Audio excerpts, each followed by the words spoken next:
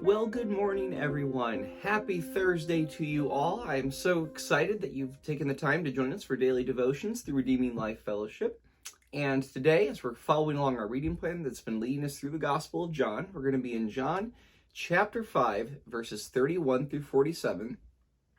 And what we're going to find here is actually a continuation of what we had read yesterday on Wednesday, where Jesus has this confrontation with the Jews, with the religious institutions, about healing on the Sabbath.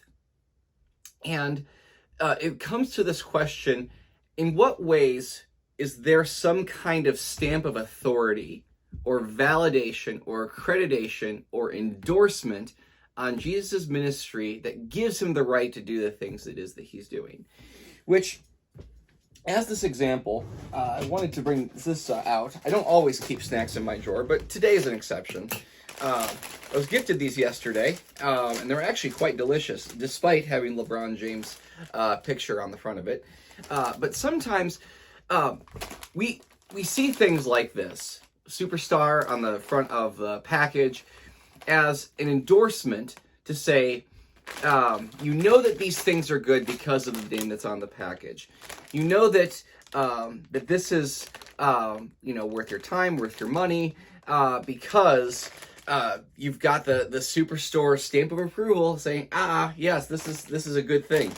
And whether or not that's constitutes selling out is really not the question that we're going to worry about today. Although I think I actually want a chip right now, so. Oh yeah, that's good. Even with LeBron James on the packaging, that's good. But anyway, sometimes we want a validation or accreditation, the endorsement, to say, you know what, because this person says so, I know I can trust this person as trustworthy. And what's interesting about that, can you imagine what it would be like if, in order for Jesus and his ministry and his authority to be legitimate, to be legitimized, that it needed LeBron James to come out and say, this Jesus guy, he's okay, we like him a lot. I give him the stamp of the approval because, he's so great. And you know that he's great because LeBron James loves him. And that might be the case. I don't know. We'll have to ask LeBron James next time we have him in on this YouTube channel, which may be never, but whatever. But can you imagine what that would be like if Jesus needed endorsements, if he needed validation or accreditation? That by the very virtue of doing so, that means that he would need somebody higher above him to be able to say, I know that this is good because there's somebody who's higher above him that can give him that stamp of approval to legitimize his value and his worth and his authority in the eyes of the people. And who is there who is higher than Jesus to say, I need your approval, your accreditation, your endorsement on my work to legitimize the things that I'm doing if Jesus is who he said he is? And so this is kind of at the very center of the problem that Jesus is facing with these religious leaders, is that he doesn't have the authority or the right to be able to do the things that he's doing or to say the things that he's saying, and until somebody gives him that stamp of approval. But if Jesus really is who he said he is, that means that there's nobody who's higher, except for his father himself, who can legitimize and give that stamp of approval and say, yes, this is real. This is my son. Listen to him, as the words were in the Transfiguration passage. But with that in mind, let's read about this tussle that Jesus is having, this confrontation, butting heads with the religious leaders, and seeing how it is that they need somebody's testimony, somebody's validation, accreditation, endorsement from the outside to legitimize Jesus' authority. And Jesus knows this, and this is how it is that he responds to the Jews.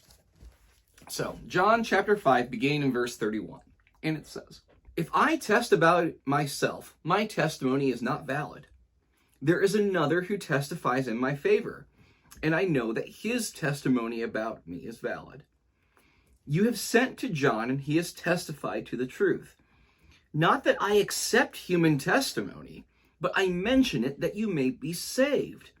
John was a lamp that burned and gave light, and you chose for a time to enjoy his light. I have testimony weightier than that of John. For the very work that the Father has given me to finish, and which I am doing, testifies that the Father has sent me." So, pause. In other words, the sort of work that he's doing the very same things that his Father is doing, that nobody else can do because he is the unique Son of God, those very works are the evidence, the fruit, that validates that he is who he said he was. That he doesn't need somebody else's stamp of approval, validation, accreditation, endorsement, to legitimize what it is that he's doing. He says, because these things, they're not just powerful, they're wonderful, they are of the same character, the nature of Jesus's Father, God the Father, who does these works. Jesus the Son is doing these very same works. And that is proof positive that validates Jesus' authority as the Son of God and as the Son of Man. But let's continue. "And the Father who sent me has himself testified concerning me. You have never heard his voice, nor seen his form, nor does his word dwell in you. For you do not believe the one he sent. You diligently study the scriptures because you think that by them you possess eternal life. These are the scriptures that testify about me. Yet you refuse to come to me to have life. I do not accept praise from men, but I know you. I know that you do not have the love of God in your hearts. I have come in my Father's name, and you do not accept me. But if someone else comes in his own name, you will accept him. How can you believe if you accept praise from one another, yet make no effort to obtain the praise that comes from the only God?"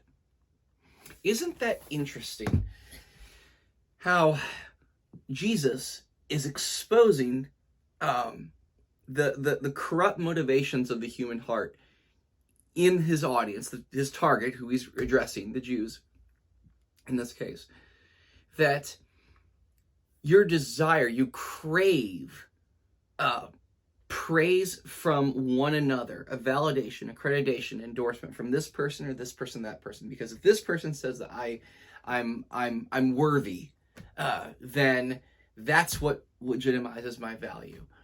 And you make no effort. They've totally lost any kind of effort or sight or motivation or desire to obtain praise that comes from God. Isn't that interesting how Jesus refers to praise, or as it would be honor, or validation or accreditation, to say, what I'm doing is good, what I do I know is right, because it's right in the sight of God. And that's how we get praise from God. It says, "But do not think I will accuse you before the Father. Your accuser is Moses, on whom your hopes are set. If you believed Moses, you would believe me, for he wrote about me. But since you do not believe what he wrote, how are you going to believe what I say?" Let's pause long enough to say, or just to think, the way in which that we feel like in order to be able to trust something, we need somebody else's accreditation, validation, or endorsement to legitimize putting our faith and trust in it. And it can be so easy to want to have Jesus legitimized because of the praise and the endorsement and the glory that he would receive from men. In other words, that we know that he's good because the people within our world who hold the most power legitimize him, that's the sort of thing that makes Jesus legitimate. But that's not how Jesus came. He came without endorsements.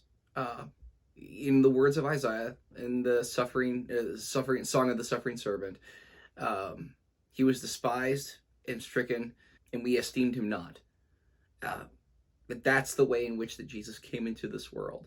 And that my love for Jesus is not the sort of thing that should be contingent on somebody else's praise, approval, accreditation, or endorsement.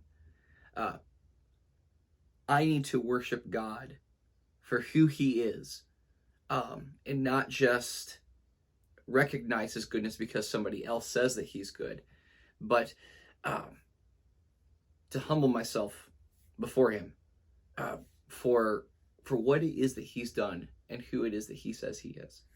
And that's I think the proper response that we should have before God whenever we're tempted to want to use our own faulty and feeble power and wisdom to be able to legitimize the things that Jesus is doing and who he is. Jesus doesn't need that. And his word and his work and his love demonstrated for me in his word is good enough for me. I hope it's good enough for you too. Because at some point or another, all the endorsements that we might want to throw on Jesus are going to fall away, but his word is going to stand.